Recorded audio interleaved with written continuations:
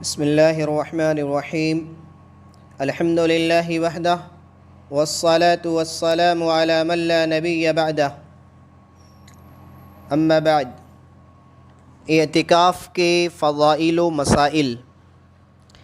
عن عائشہ رضی اللہ عنہا زوج النبی صلی اللہ علیہ وسلم ان النبی صلی اللہ علیہ وسلم كان يعتكف العشر الأواخر من رمضان حتى توفاه الله ثم اعتكف ازواجه من بعده۔ صحیح البخاری جلد نمبر 1 صفحہ نمبر 271۔ ترجمہ۔ حضرت عائشہ رضی اللہ عنہا فرماتی ہیں کہ نبی کریم صلی اللہ علیہ وسلم رمضان کے آخری عشرے کا اعتکاف فرمایا کرتے تھے، یہاں تک کہ اللہ تعالیٰ نے آپ کو وفات دے دی۔ پھر آپ کے بعد آپ کی ازواج مطہرات رضی اللہ عنہن اجمعین اعتکاف فرماتی رہیں۔ عن ابن عباس رضی اللہ عنہما عن النبی صلی اللہ علیہ وسلم قال من اعتکف یوما ابتغاء وجہ اللہ تعالی جعل اللہ بینہ وبین النار 3 خنادق کل خندق ابعد مما بین الخافقین۔ المعجم الاوسط للطبرانی جلد نمبر 5 صفحہ نمبر 279۔ ترجمہ۔ عبداللہ ابن عباس رضی اللہ عنہما سے روایت ہے کہ رسول اللہ صلی اللہ علیہ وسلم نے فرمایا، جو شخص اللہ کی رضا کے لیے ایک دن کا اعتکاف کرتا ہے تو اللہ تعالیٰ اس کے اور جہنم کے درمیان 3 خندقوں کو آڑ بنا دیں گے۔ ایک خندق کی مسافت آسمان و زمین کی درمیانی مسافت سے بھی زیادہ چوڑی ہے۔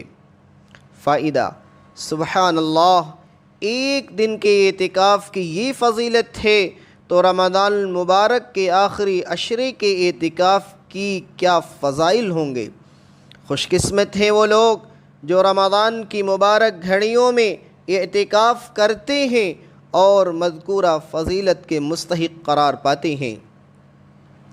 عن ابن عباس رضی اللہ عنہما ان رسول اللہ صلی اللہ علیہ وسلم قال فی المعتکف هو يعكف الذنوب ويجري له من الحسنات كعامل الحسنات كلها۔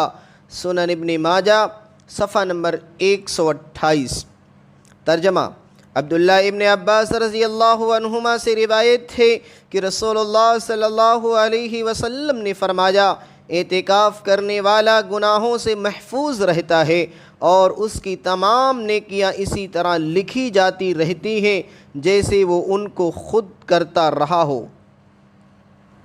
فائدہ: اس حدیث میں اعتکاف کے فوائد میں سے 2 فائدے خصوصاً بیان کیے گئے ہیں۔ نمبر 1، معتکف جتنے دن اعتکاف کرے گا اتنے دن گناہوں سے بچا رہے گا۔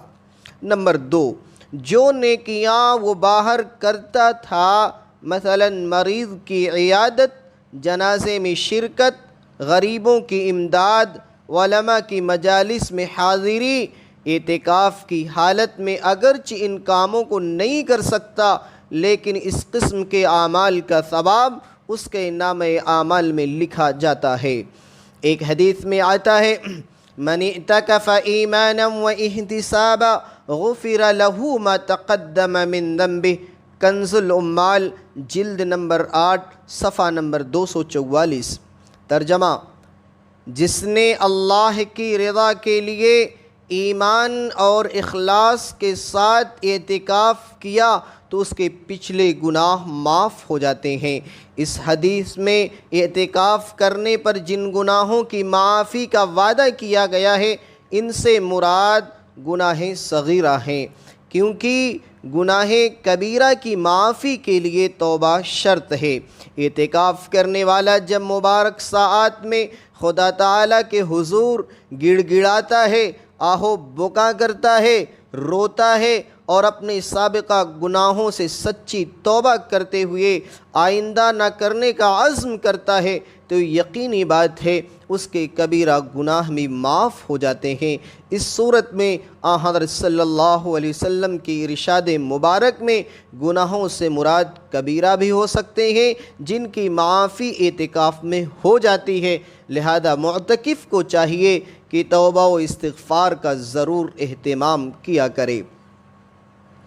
ایک حدیث میں اللہ کے رسول نے ارشاد فرمایا، ان عائشہ رضی اللہ تعالی عنہا قالت کان رسول اللہ صلی اللہ علیہ وسلم یجاور فی الاشر الاواخر من رمضان ویقول تحروا لیلۃ القدر فی الاشر الاواخر من رمضان، صحیح البخاری جلد نمبر 1 صفحہ نمبر 270۔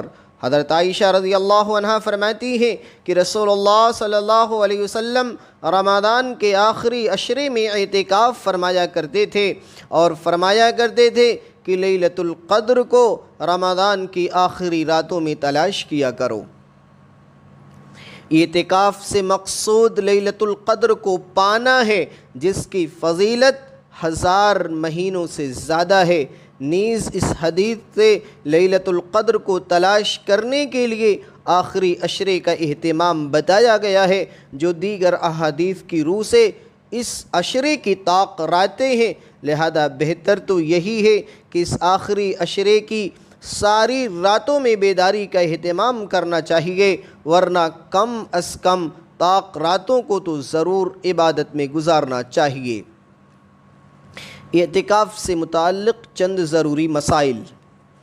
ماہ رمضان کے آخری عشرے میں کیا جانے والا اعتکاف سنت مؤکدہ علی الکفایہ ہے، یعنی بڑے شہروں کے محلے کی کسی ایک مسجد میں اور گاؤں و دیہات کی پوری بستی کی کسی ایک مسجد میں کوئی ایک آدمی اعتکاف کرے گا تو سنت سب کی طرف سے ادا ہو جائے گا۔ اگر کوئی بھی اعتکاف نہ کرے تو سب کے سب گنہگار ہوں گے۔ اس اعتکاف کے چند مسائل درج ذیل ہیں۔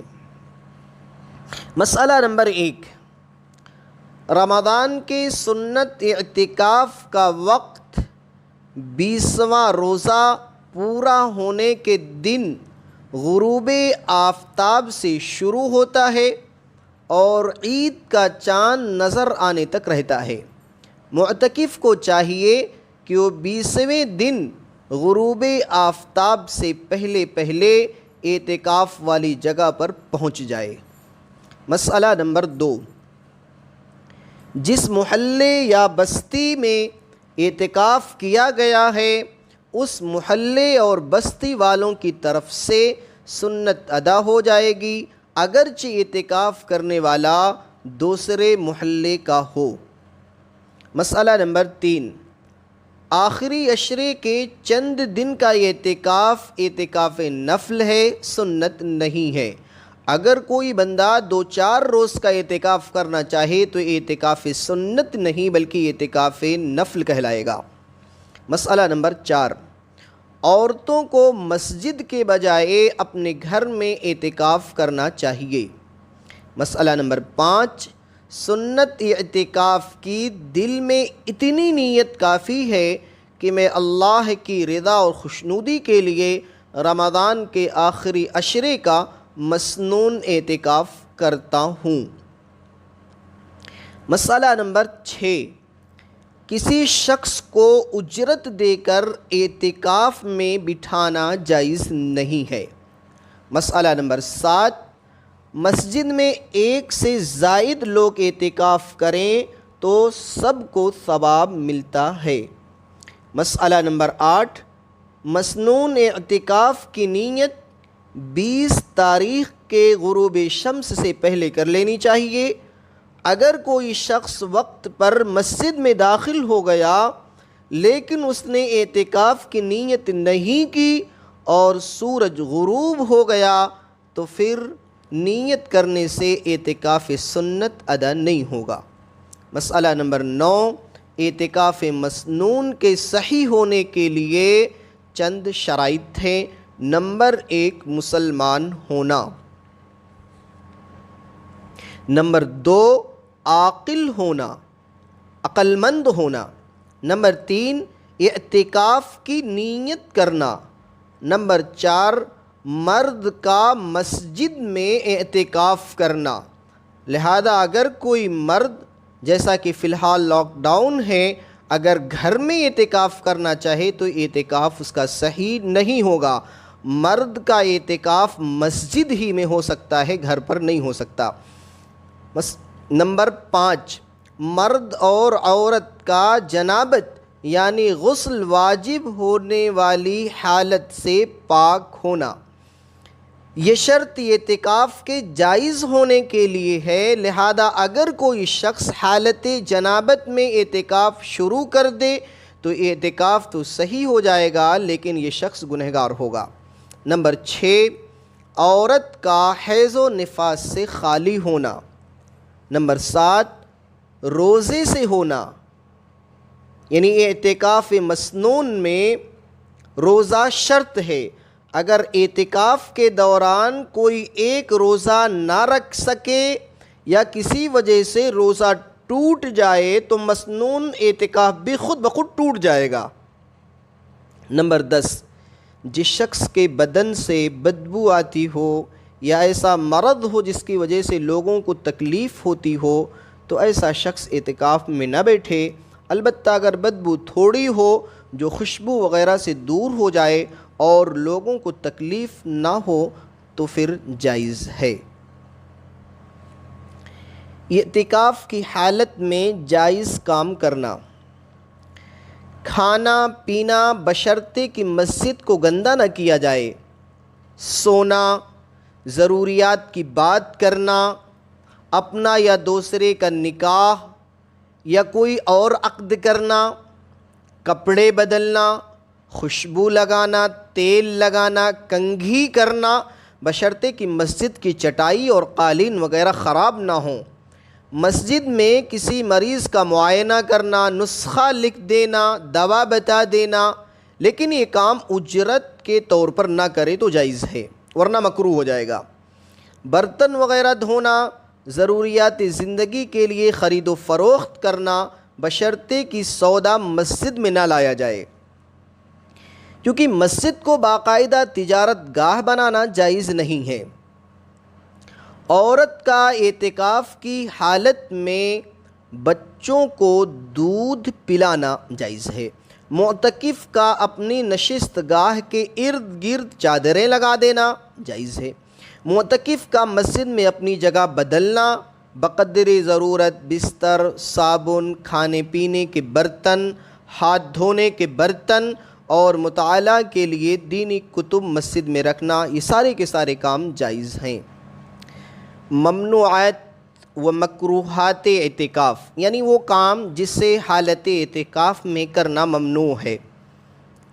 بلا ضرورت باتیں کرنا، اعتکاف کی حالت میں فحش یا بیکار اور جھوٹے قصے، کہانیاں یا اسلام کے خلاف مضامین اور لٹریچر، تصویر دار اخبار و رسائل یا اخبار کی جھوٹے خبریں مسجد میں لانا، رکھنا، پڑھنا، سننا، ضرورت سے زیادہ سامان مسجد میں لا کر کے بکھیر دینا، مسجد کی بجلی، گیس اور پانی وغیرہ کا بیجا استعمال کرنا، مسجد میں سگریٹ پینا، بیڑی پینا، اجرت کے ساتھ حجامت بنوانا، لیکن اگر کسی کو حجامت کی ضرورت ہے اور بغیر معاوضے کے بنانے والا میسر نہ ہو تو ایسی صورت اختیار کی جا سکتی ہے کہ حجامت بنانے والا مسجد سے باہر رہے اور معتکف مسجد کے اندر رہے۔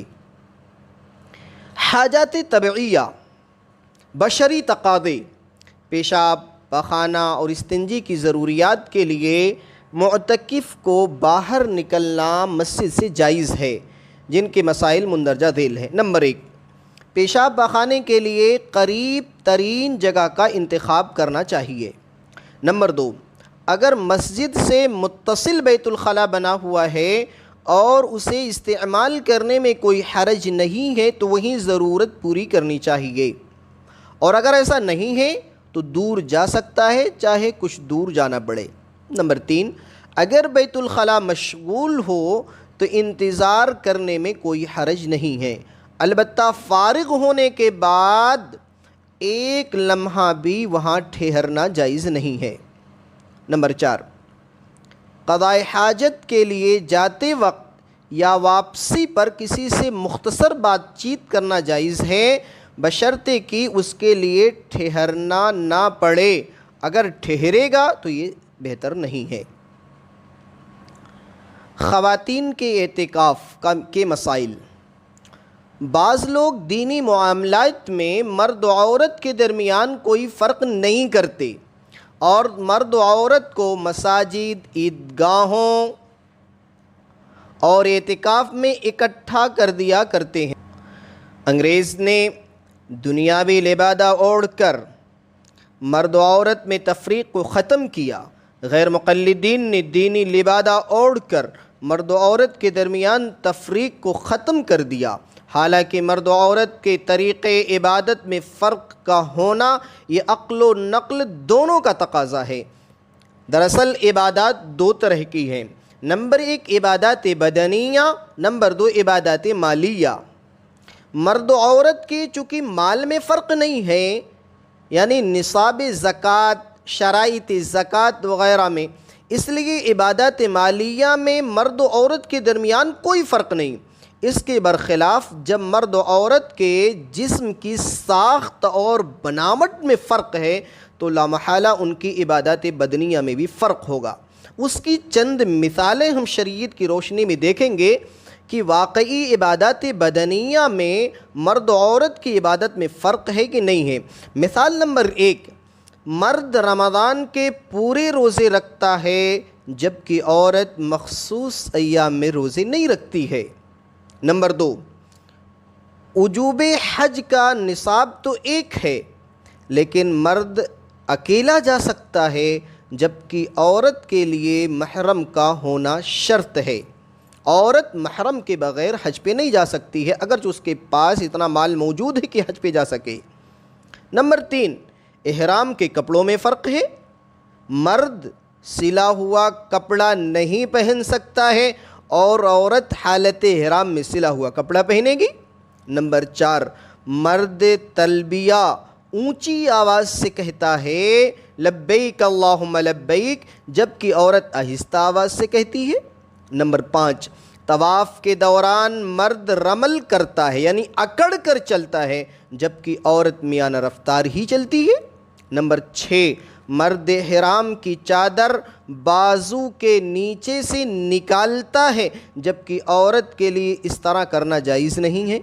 نمبر 7، دوران سعی مرد کو دوڑنا چاہیے جبکہ عورت کو نہیں دوڑنا ہے۔ نمبر 8، مرد کے لیے حلق یعنی سر مڈانا افضل ہے جبکہ عورت کے لیے سر مڈانا جائز نہیں ہے۔ نمبر 9، مرد و عورت کی شرعی حدود میں فرق ہے۔ نمبر 10، مرد و عورت کے کفن اور دفن میں بھی فرق ہے۔ یہ فرق بدن کی ساخت اور پردے کی وجہ سے ہے۔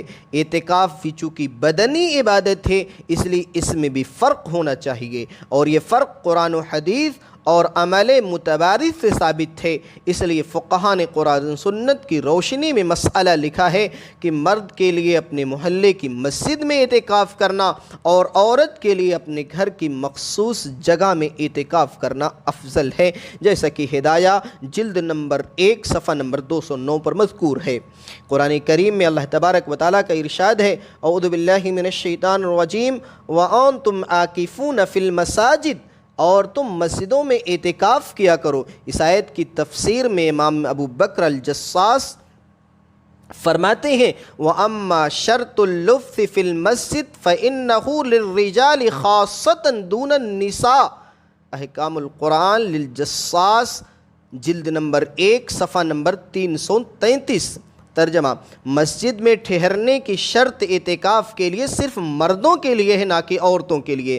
حضرت عائشہ رضی اللہ تعالیٰ عنہا سے روایت ہے حضور نے ایک مرتبہ فرمایا کہ میں رمضان کے آخری عشرے میں اعتکاف کروں گا۔ حضرت عائشہ رضی اللہ عنہا نے آپ صلی اللہ علیہ وسلم سے اجازت طلب کی کہ وہ بھی اعتکاف کریں گی، آپ صلی اللہ علیہ وسلم نے اجازت دے دی۔ حضرت حفصہ رضی اللہ عنہا نے حضرت عائشہ رضی اللہ تعالی عنہا سے کہا مجھے بھی اجازت دلوا دو، انہوں نے اجازت دلا دی۔ جب حضرت زینب بنت جحش رضی اللہ تعالی عنہا نے دیکھا تو انہوں نے بھی خدام کو خیمہ لگانے کا حکم دے دیا، چنانچہ ان کا بھی خیمہ لگا دیا گیا۔ جب حضور اکرم صلی اللہ علیہ وسلم نماز پڑھ کر اپنے خیمے کی طرف تشریف لے گئے تو بہت سارے خیموں کو دیکھ کر فرمانے لگے یہ خیمے کیسے ہیں؟ صحابہ کرام نے عرض کیا حضرت عائشہ، حضرت حفصہ، حضرت زینب رضی اللہ عنہن اجمعین نے لگوائے ہیں۔ آپ صلی اللہ علیہ وسلم نے فرمایا کیا انہوں نے اس سے نیکی کا ارادہ کیا ہے؟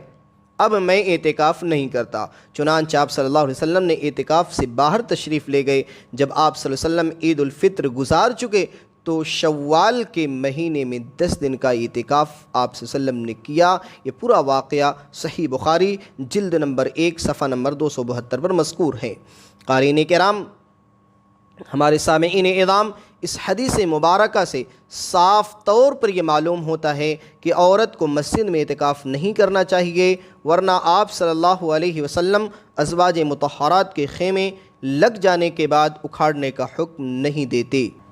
اعتکاف کے تفصیلی مسائل اور نوافل و مستحبات اعمال کو جاننے کے لیے اور ان کے طریقے کو معلوم کرنے کے لیے حضرت مولانا محمد الیاس کھمن حفظہ اللہ کی کتاب اعتکاف کورس کا مطالعہ کریں اور اپنے علاقے کے جو علماء کرام ہیں ان سے دریافت کر کے مسائل معلوم کر کے اس پر عمل کرنے کی کوشش کریں۔ اللہ ہم تمام حضرات کو کہی ہوئی تمام باتوں پر عمل کرنے کی توفیق نصیب فرمائے۔ وما توفیقی الا باللہ۔